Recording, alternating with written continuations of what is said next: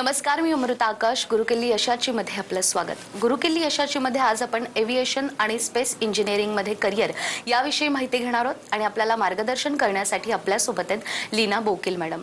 Madam, कार्यक्रमात आपलं स्वागत. नमस्कार. विषयाला आपण सुरुवात करणार आहोत त्याआधी आपण मॅडमची ओळख करून घेऊयात. लीना बोकील यांनी नॅशनल मेरिट स्कॉलरशिप घेऊन त्यांचं संपूर्ण शिक्षण पूर्ण केलंय. उच्च शिक्षित लीना बोकील यांनी Marshall space flight center Huntsville इथे प्रसिद्ध NASA Honeywell space educators program मध्ये प्रशिक्षण घेतलंय. मॅडम सायन्स कम्युनिकेटर असून त्यांनी आतापर्यंत नासाला विविध उपक्रमांसाठी 6 वेळा भेट दिली आहे. त्यांच्या याच कार्याचा गौरव म्हणून त्यांना young woman in engineering award अशा नॅशनल अवॉर्डनं सन्मानित करण्यात आलंय आणि रोटरी स्पॉल्स हॅरिस फेलोशिप ही देखील त्यांनी मिळवली आहे. प्रतिष्ठित सावित्रीबाई फुले पुरस्कार आणि क्रांतीवीर ज्योती शिक्षण पुरस्कार अशा अनेक पुरस्कारांनी मॅडमला सन्मानित करण्यात आलंय. इतकंच नाही तर लीना बोकील यांच्या कामामुळे नील आर्मस्ट्रॉंग, बझ एल्ड्रिन आणि भारताचे पहिले अंतराळवीर कॉस्मोनॉट राकेश शर्मा यांचीही भेट त्यांनी घेतली आहे. भारतातील नासाच्या प्रतिनिधी म्हणून काम केलेल्या लीना बोकील आज आपल्याला मार्गदर्शन करणार आहेत. तर हा तुमचा संपूर्ण प्रवास मी सांगितलाय, मात्र या व्यतिरिक्त देखील प्रचंड काम तुम्ही या क्षेत्रामध्ये केलंय, त्यामुळे सगळ्यात आधी तुम्ही काय सांगाल तुमच्याबद्दल? हो, मी स्वतःबद्दल हे सांगेन की इंजिनिअरिंग मी इलेक्ट्रॉनिक्स टेलिकम्युनिकेशन मध्ये केलं, पण मी एअरप्लेन्स हा विषय माझा आवडता असल्यामुळे एव्हिएशन इलेक्ट्रॉनिक्स म्हणजे एव्हिओनिक्स हे subject Shastri group of institutions SGI मध्ये पूर्वी शिकवलेले आहेत आणि मग नासाचा माझा हा प्रवास सुरू झाला. तर यामुळे माझा इतका मोठा म्हणजे प्रवास आणि झेप झाली की today there is no looking back. आणि एरोस्पेस इंजिनिअरिंग आणि एरोनॉटिकल बद्दल सांगायचं झालं तर it is the right time and exciting time. म्हणजे आज आपण म्हणू शकतो अच्छे दिन आए है, कारण इस्रोचे अनेक मोहीम झालेले आहेत अलीकडे आणि त्यामुळे लोकांमध्ये इंटरेस्ट आहे आणि पुढच्या पिढीला देखील इंटरेस्ट आहे या फील्डमध्ये आणि मी त्यांना मेंटॉरिंग करते. So I am proud of my self. आणि असेच मी खूप जणांना मार्गदर्शन केलेलं आहे, शिकवलेलं आहे आणि नासाची एक रिप्रेझेंटेटिव्ह म्हणून नासामध्ये पण माझे स्टुडंट्स जातात. पण हे झालं ब्रेन ड्रेन किंवा युरोप आणि US जातात अनेक विद्यार्थी. पण आता आपल्याला इस्रोच्या सगळ्या गोष्टी संपूर्ण स्वदेशी बनावटच्या करायच्या आहेत. And also the Indian brains आणि इंडियन भारतीय विद्यार्थी आणि युवा पिढी इथेच शिकून इथे उच्च शिक्षण घेऊन आणि इथेच काम करायला पाहिजे असं मला वाटतं. तर त्यामुळे आता मी हा माझा सगळा पुढचा प्रवास त्यासाठीच मी डिवोट करणार आहे. My time and my energy to mentor people, youngsters आणि त्यांना इथे राहण्यासाठी मी आता प्रेरणा देणार आहे. अगदीच जसं तुम्ही आता सांगितलं की विद्यार्थ्यांनी या क्षेत्रामध्ये यावं आणि त्यांनाही करिअरच्या वेगवेगळ्या संधी उपलब्ध आहेत. तर एरोस्पेस इंजिनिअरिंग म्हणजे काय यापासून सुरुवात करूया, काय सांगाल? हो, स्पेस सेक्टर म्हणजे आता जे इस्रो आणि नासाचे लॉन्चेस होत असतात आणि रशिया, युरोपियन स्पेस एजन्सी, तर तिथे काय असतं की रॉकेट सायन्स टेक्नॉलॉजी हा एक भाग झाला आणि स्पेसक्राफ्ट विषयी आणि त्यामध्ये पेलोड जे पाठवतो, सॅटेलाइट्स, वेगवेगळ्या टाईपचे सॅटेलाइट्स, कम्युनिकेशन सॅटेलाइट्स आणि नॅव्हिगेशन आणि डिफेन्स आणि एरोस्पेस या 2 गोष्टी दे गो हँड इन हँड. तर त्यामुळे आता भारतात असं झालेलं आहे की इस्रो आणि DRDO या स्पेस आणि डिफेन्स सेक्टरमध्ये प्रायव्हेट सेक्टरसाठी त्यांनी खूप ओपन केलेलं आहे and they are inviting youngsters to have their own startups. त्यामुळे मी आता स्टुडंट्सना, या यंगस्टर्सना जे आता इंजिनियर होणार आहेत किंवा झालेले आहेत, त्यांना मी हे एनकरेज करते की बाहेरच्या देशांमध्ये न जाता भारतासाठी काम करा and this is the right time to create our own ecosystem for startups, R&D आणि या क्षेत्रासाठी यामध्ये काम करण्यासाठी तुम्ही राहा इथे आणि हा अभ्यास करा आणि हे बनवा इथे. सॅटेलाइट्स, कॉम्पोनंट्स आणि इस्रोच्या मोहिमेसाठी ज्या ज्या गोष्टी लागणार आहेत त्या इतर देशात कडून घेण्यापेक्षा, आपण इम्पोर्ट करण्यापेक्षा आपण इथे बनवूयात. So I am promoting that. आणि एरोस्पेसमध्ये हे सगळं येतं की रॉकेट सायन्स टू सॅटेलाइट्स. अगदीच. मात्र विद्यार्थ्यांना अनेकदा असाही प्रश्न पडतो की एरोस्पेस आणि एरोनॉटिकल इंजिनिअरिंग यामध्ये नेमका काय फरक आहे, तर हा फरक नेमका कसा? हो, एरोस्पेस मी बोलले तसं anything that goes to space, म्हणजे रॉकेट सायन्सपासून ते technology and also spacecraft, satellites वगैरे. पण aeronautical engineering it deals with how to make, design and develop the aircraft आणि एअरक्राफ्टचे इंजिन्स आणि इतर कॉम्पोनंट्स. मग एअरक्राफ्टमध्ये म्हणजे विमानामध्ये ज्या ज्या गोष्टी असतात, कॉकपिटमध्ये जे इलेक्ट्रॉनिक्स असतात त्याला एव्हिओनिक्स म्हणतात, to instrumentation, IT, computers, programming, ह्या सगळ्या रिलेटेड कोर्सेस हे सगळे एरोनॉटिकल इंजिनिअरिंगमध्ये येतात. हा भाग झाला एक. R&D and designing and engine and aircraft, entire aircraft as such. आणि एरोस्पेस आणि एरोनॉटिकलमधला हा आता फरक सांगितला मी. आणि तसंच एरोनॉटिकल इंजिनिअरिंग बरोबर हँड इन हँड जाणारा एक कोर्स आहे, त्याला म्हणतात AME, म्हणजे एअरक्राफ्ट मेंटेनन्स इंजिनिअरिंग. तर विमान बनवलं आणि झालं काम असं होत नाही. विमान उडताना आणि तो टेक ऑफ करायच्या आधी लायसन्स लागतो. आणि हे AME जे असतात, एअरक्राफ्ट मेंटेनन्स इंजिनियर्स, ते सगळे ईच अँड एव्हरी कॉम्पोनंट एअरक्राफ्टचे सगळे चेक करून ओके टू फ्लाय देतात. आणि जेव्हा हे AME इंजिनियर देतात okay to fly to take off, मग तेव्हाच विमान उडतं. तर वैमानिक शास्त्र आणि त्या रिलेटेड सगळ्या ज्या गोष्टी येतात ते एरोनॉटिकल इंजिनिअरिंगमध्ये येतं. अगदीच. विद्यार्थ्यांना एव्हिएशनमध्ये खरं तर वेगवेगळ्या संधी आहेत, मात्र एरोस्पेस किंवा एरोनॉटिकल इंजिनिअरिंगमध्ये जेव्हा विद्यार्थी ॲडमिशन घेतो तेव्हा रोजगाराच्या संधी नेमक्या कोणकोणत्या आहेत आणि मग वेतन श्रेणी देखील नेमकी कशी असते? हो, एरोस्पेस इंजिनिअरिंग केल्यानंतर नासा आणि इतर देशांमध्ये बाहेर स्टुडंट जाऊ शकतात, पण ते सोपं नाही आहे. You have to be an American citizen or European or Russian citizen, आणि ते सोपं नाही आहे. तर इथे बसून आपण इस्रोला अप्लाय करू शकतो असं आता मुलांच्या लक्षात आलेलं आहे. आणि इस्रोमध्ये जॉब आहेत, जॉब अपॉर्च्युनिटीज खूप आहेत, DRDOमध्ये आहेत.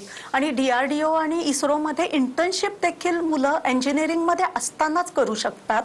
आणि plus they can get a job later on in ISRO और DRDO. तर हे झालं aerospace and defence related, they go hand in hand somewhat. आणि मिसाईल टेक्नॉलॉजी आणि हे सगळं डिफेन्समध्ये येतं. तर हे aerospace engineering course BTech arrow space केल्यानंतर खूप संधी आहेत आणि त्यांना छान जॉब पॅकेजेस मिळतात. की any engineer who is working in IT और मेकॅनिकल इंजिनिअरिंग आणि जनरल ब्रांचेसमध्ये करतात तसेच पॅकेजेस आहेत.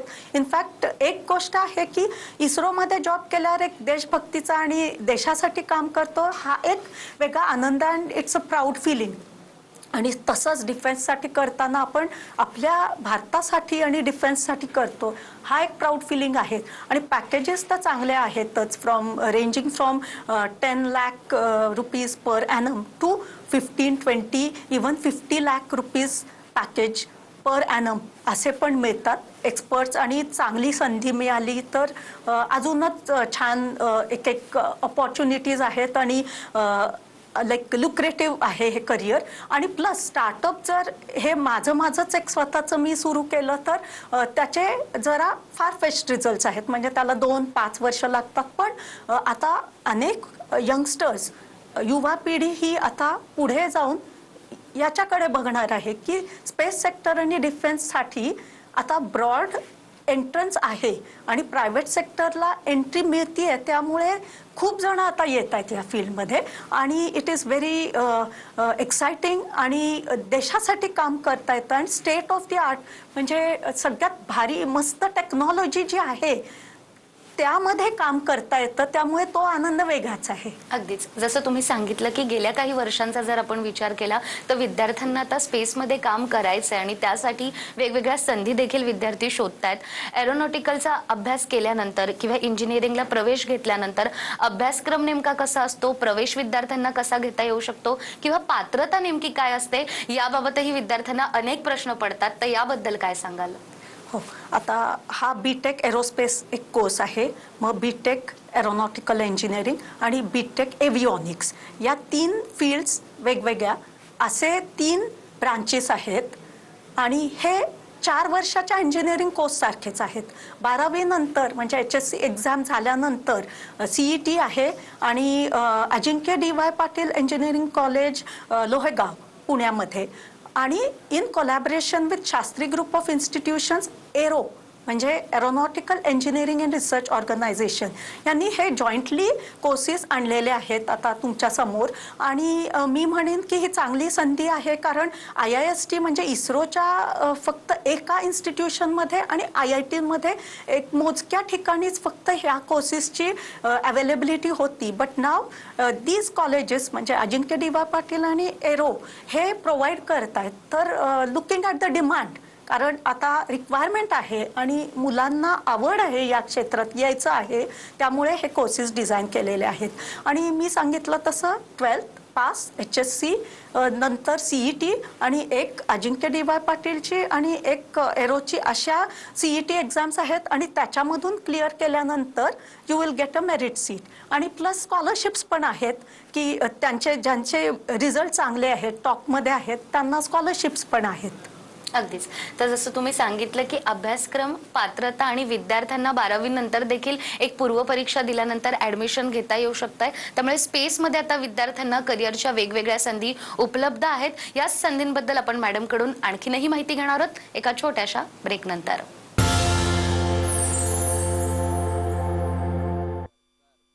ब्रेकनंतर पुन्हा एकदा गुरुकिल्ली यशाची मध्ये आपलं स्वागत. गुरुकिल्ली यशाची मध्ये आज आपल्यासोबत आहेत लीना बोकील मॅडम. तर ब्रेकवर जाण्यापूर्वी तुम्ही सांगितलं की विद्यार्थ्यांनी याही क्षेत्रामध्ये वळावं आणि स्पेसमध्येही वेगवेगळ्या संधी आहेत. शिष्यवृत्तीचा तुम्ही उल्लेख केला होता. AERO ही शिष्यवृत्ती देखील विद्यार्थ्यांना कशा पद्धतीने मिळू शकते? AERO offer scholarships. मग 12th HSCचे मार्क्स चांगले असतील आणि CETचा त्यांचा रिझल्ट म्हणजे पॉईंट्स आणि पर्सेंटाईल चांगले असतील तर त्यांना स्कॉलरशिप मिळते अँड फर्स्ट प्रायोरिटी मिळते. आणि स्टुडंट्सना खूप छान ऑपॉर्च्युनिटीज आहेत आणि त्यामुळे त्यांना एक बूस्ट मिळतो. आणि दुसरी गोष्ट म्हणजे PCMमध्ये चांगले मार्क्स असतील आणि इवन 50% लिमिट अँड ऑनवर्ड्स असं विद्यार्थ्यांना अलाउड आहे. आणि आता न्यू एज्युकेशन पॉलिसीमुळे थोडी एक फ्लेक्झिबिलिटी आहे की PCB घेणाऱ्यांना पण या AME कोर्स किंवा एक BSc एरोनॉटिकल असा मुंबई युनिव्हर्सिटीचा एक कोर्स आहे, तिथे सुद्धा त्यांना ॲडमिशन मिळेल. तर या SGI ग्रुपच्या अंडर एरो जो येतो त्याच्यामध्ये अनेक कोर्सेस आहेत आणि एक आहे BTech aeronautical, BTech aerospace engineering आणि BTech एव्हिओनिक्स. आणि या कंबाईंड या कोर्सेस हे सगळे अजिंक्य DY Patil college offers them. आणि बाकीचे जे आहेत ते स्वतःचे त्यांचे जे SGIच्या ग्रुपमध्ये विंग्स एरोनॉटिकल आहे आणि एक केबिन क्रू कोर्स आहे आणि anything and everything related to aviation म्हणजे केबिन क्रू, एअर होस्टेस पासून ते एव्हिएशन मॅनेजमेंट असे कोर्सेस देखील आहेत. आणि मगाशी मी सांगितलं तसं AME एक कोर्स आहे जो DGCA म्हणजे director general of civil aviation approved आहे. तर त्याच्यामध्ये एरोनॉटिकल इंजिनिअरिंगपेक्षा एअरक्राफ्ट मेंटेनन्स इंजिनिअरिंग हा महत्त्वाचा कोर्स आहे. कारण जर तुम्हाला हा लायसन्स असेल AME केल्यानंतर तुम्ही DGCA आणि एअरपोर्टवर जॉईन करून before any airplane text of या AME इंजिनियरच्या सिग्नेचर शिवाय म्हणजे हे जर विमान उडायचं असेल तर त्या टेक ऑफच्या आधी त्यांची सिग्नेचर लागतेच. त्यामुळे हा इतका महत्त्वाचा कोर्स आहे. अगदीच. आणि प्रत्येक विषयामध्ये खरं तर विद्यार्थी स्पेशलायझेशन देखील करू शकतात असे हे सगळे कोर्सेस आहेत. मात्र काही विद्यार्थ्यांना समजा एअरलाइन्समध्ये करिअर करायचं असेल तर त्यासाठी देखील नेमक्या कशा संधी उपलब्ध आहेत? हो, आता एव्हिएशन म्हणजे एरोनॉटिकल इंजिनिअरिंग आणि एव्हिओनिक्स इंजिनिअरिंगमध्ये BTech केल्यानंतर किंवा AME त्यांना अनेक संधी आहेत. आता काय झालेलं आहे, बोईंग, लॉकहीड मार्टिन, एअरबस आणि आपल्या देशातच आता Godrej and Boyce aeronautical department म्हणजे ब्रांच त्यांनी उघडलेली आहे. टाटा एव्हिएशन आहेच आणि महिंद्राचे आहे. असे इतके कंपनीज आता मेजर इंडस्ट्रियल कंपनीज म्हणजे मेकॅनिकल इंडस्ट्रीज ज्या भारतात पहिल्यापासून आहेत तर ते आता एव्हिएशनमध्ये एंटर करतात आणि केलेलं आहे ऑलरेडी. त्यामुळे या स्टुडंट्सना म्हणजे इंजिनियर झाल्यानंतर अनेक संधी आहेत आणि छान पॅकेजेस आहेत, attractive packages, and they get to work in their relevant field. अगदी जसं तुम्ही आता सांगितलं, मग या अभ्यासक्रमाबद्दल देखील पुढे विद्यार्थी नेमकं कशा पद्धतीनं फॉलोअप घेऊ शकतात, पात्रता काय आहे, त्यांना प्रवेश कुठे मिळू शकतो आणि त्याची काही पूर्वपरीक्षा असते का? हो.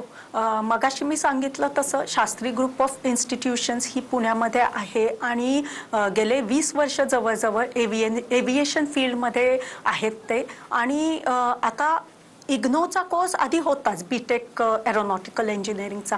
पण हे जे नवीन कोर्सेस आता ऑफर करतो आपण, B Tech aerospace, B Tech aeronautical engineering and B Tech avionics, हे Ajinkya D Y. Patil engineering college, Viman Nagar म्हणजे लोहगाव, पुणे इथे आहे. आणि त्यामुळे तुम्ही स्टुडंट्सना ज्यांना इंटरेस्ट आहे ते तिथे जाऊन जरूर कॅम्पस बघतील. आणि महत्त्वाची गोष्ट म्हणजे SGI ग्रुपच्या खाली हा एक एरो नावाचा येतो, म्हणजे aeronautical engineering and research organization. तर आमच्या लॅब्स आहेत, R&D लॅब, इन्क्युबेशन सेंटर, आणि सगळ्यात महत्त्वाचं म्हणजे वर्कशॉप आणि लॅबॉरेटरीमध्ये ॲक्च्युअल एअरप्लेन्स आणि विंड टनल्स आणि सिम्युलेटर वगैरे बसवलेले आहेत, जेणेकरून इंजिनिअरिंग स्टुडंट्सना हँड्स ऑन एक्सपिरियन्स मिळतो. आणि हे सगळं इथे आहे अवेलेबल.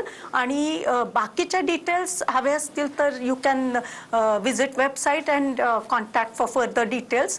पण मला एक सांगायचं आहे की आता एरोनॉटिकल इंजिनिअरिंग, एरोस्पेस, डिफेन्स या सेक्टरमध्ये अतिशय पोटेन्शियल मार्केट आहे आणि जॉब्स आहेत.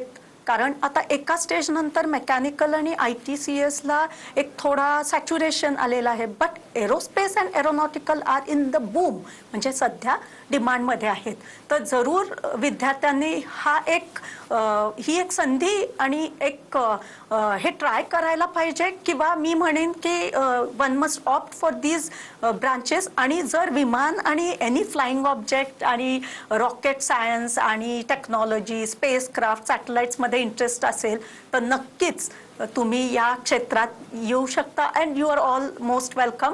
And sky is the limit म्हणतो आपण, पण मी म्हणेन sky is the lower limit, because space begins from there and it is infinite and so are the opportunities. त्यामुळे संधी खूप आहेत.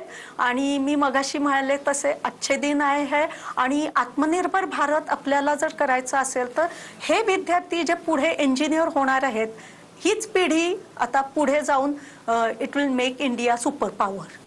नक्कीच. तर मॅडमने जसं आता सांगितलंय, एव्हिएशन आणि स्पेसमध्ये विद्यार्थ्यांना वेगवेगळ्या संधी उपलब्ध आहेत. या कोर्सेसबद्दल आणि या विद्यार्थ्यांना कोर्सला ॲडमिशन घ्यायचं असेल तर नेमकी पात्रता काय आहे किंवा एक्झाम कशी द्यावी आहे याबद्दलही मॅडमने आपल्याला सांगितलंय. मात्र स्क्रीनवर तुम्हाला नंबर दिसतोय, त्या नंबरवर फोन करून देखील तुम्ही या कोर्सबद्दल अधिक माहिती घेऊ शकतात. तर तुम्ही विद्यार्थ्यांना तर आत्ताच कोर्सबद्दल सांगितलंय, मात्र एखादा अभ्यासक्रम पूर्ण केल्यानंतर विद्यार्थ्यांना किंवा त्यांच्या पालकांना असा प्रश्न असतो की आता मग रोजगाराचं काय किंवा आम्हाला जॉब लगेच लागू शकतो का? तर याबद्दल तुम्ही काय सांगाल?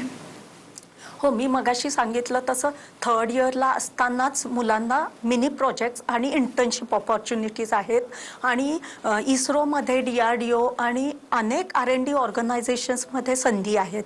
आणि दुसरं म्हणजे त्यांना काही कोर्सेस पण करता येतात अँड इंटर्नशिप. आणि फायनल इयरला गेल्यानंतर जर aerospace, aeronautical engineering, aviation, electronics आणि एव्हिओनिक्स आणि या सगळ्यामध्ये जर रिलेव्हंट एक्सपिरियन्स पाहिजे असेल तर बीचा जो फायनल इयरचा बीटेकचा कोर्स हे असतो, प्रोजेक्ट असतो, तो जर स्पेस रिलेटेड केला तर नक्कीच तुम्हाला इस्रोमध्ये किंवा DRDOमध्ये संधी मिळू शकते. आणि मी मगाशी म्हटलं तसं आता ही युवा पिढी अशी आहे की they want to come up with startups आणि दे कॅन बिकम एंटरप्रेनर्स. कारण पूर्वी असं होतं की नोकरी करायची आहे कुठे तर टाटा, बिर्ला स्टार्टअप करायचं आहे. अँड खरंच हे आत्मनिर्भर भारतसाठी आणि जर आपल्याला मेक इन इंडिया आणि संपूर्ण स्वदेशी या पॉइंट ऑफ व्ह्यूने काम करायचं असेल तर इस्रोमध्ये अनेक आता अपॉर्च्युनिटीज आहेत. चंद्रयान 3 येणार आहे, मग पुढे जाऊन गगनयान 1, 2 आणि शुक्र म्हणजे व्हीनस मिशन, मग आदित्य म्हणजे सूर्याची मिशन. आणि या सगळ्या मोहीम आता होणार आहेत येणाऱ्या काळात. 5 आणि 10 वर्षांमध्ये. त्यामुळे खूप अनेक ऑपॉर्च्युनिटीज आहेत विद्यार्थ्यांसाठी. आणि त्यामुळे हा कोर्स केल्यानंतर, हे जे कोर्सेस आहेत हे केल्यानंतर एव्हिएशन म्हणजे एअरप्लेन्स आणि एरोस्पेस डिफेन्स या क्षेत्रात अनेक संधी आहेत. आणि there is a lot of huge opportunities for national and international development as well. आणि स्पेस ॲडव्होकेट असल्यामुळे मला वाटतं की एरोनॉटिकल आणि एरोस्पेस इंजिनिअरिंग हे पुढे जाऊन they are going to decide the nation's power. आणि किती शक्तिशाली आपण होणार आहोत हे या गोष्टी ठरवणार आहेत. त्यामुळे विद्यार्थी आपण आत्तापासून इंजिनियर्सना घडवायचं आहे. आणि नेशन बिल्डिंगसाठी मी म्हणेन की हे जे कोर्सेस आहेत ते अतिशय महत्त्वाचे आहेत. अगदीच. एव्हिएशन किंवा स्पेसमध्ये येणाऱ्या काळामध्ये देखील वेगवेगळे प्रोजेक्ट आहेत ज्याचा उल्लेख तुम्ही आता केला. त्यामुळे विद्यार्थ्यांनी जर इंजिनिअरिंग पूर्ण केली तर अर्थात इस्रो सारख्या मोठ्या इन्स्टिट्यूटमध्ये देखील विद्यार्थ्यांना काम करता येऊ शकतात आणि रोजगाराच्या अर्थात संधी उपलब्ध आहेत. आणि याबद्दल इतकी महत्त्वाची माहिती तुम्ही आज आम्हाला दिली. आपले खूप खूप आभार. धन्यवाद. त्याचबरोबर गुरुकिल्ली यशाची मध्ये वेळ झाली आहे इथेच थांबण्याची. पुन्हा भेटूया नव्या विषयासह. तोपर्यंत नमस्कार.